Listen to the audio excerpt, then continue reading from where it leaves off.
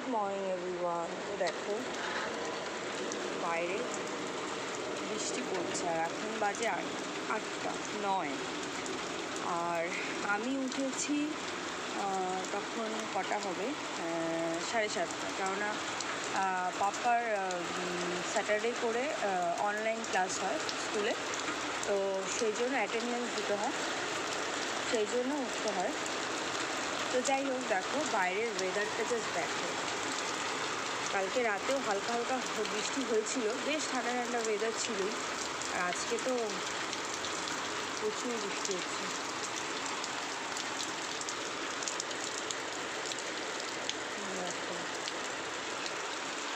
বেশ ভালো লাগে বৃষ্টির ওয়েদার, ভীষণ ভালো লাগে।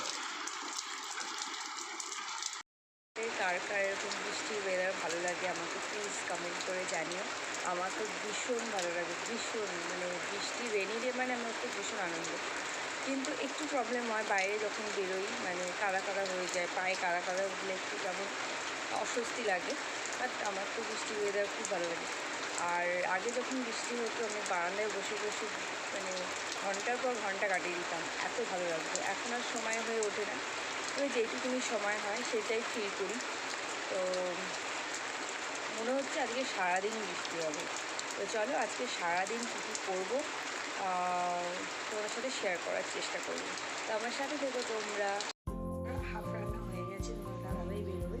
তো দেখো গরম গরম ডিমের ঝোল রেডি। চলো আবার পরে যা করবো তোমার সাথে শেয়ার করছি।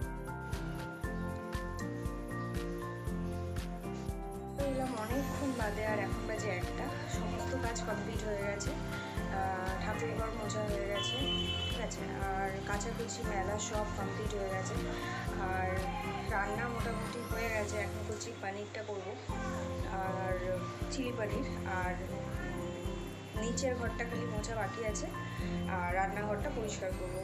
তো চলো আবার পরে আসছি। পনিরটা স্লাইস করে রেখেছি, যেহেতু ফ্রিজে ছিল, ইনস্ট্যান্ট করছি, সেই জন্য পনিরটা একটু গরম জলে মধ্যে দিয়েছিলাম, তাতে সফটও হয়।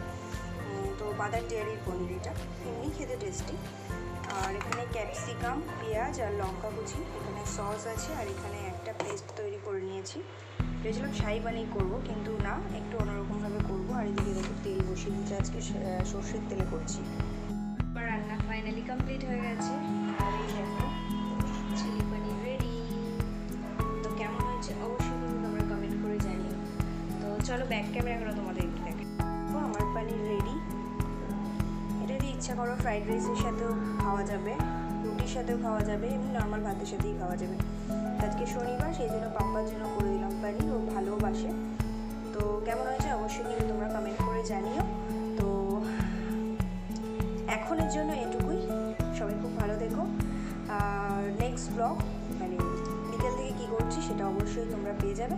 তো চলো এখনের জন্য টাটা।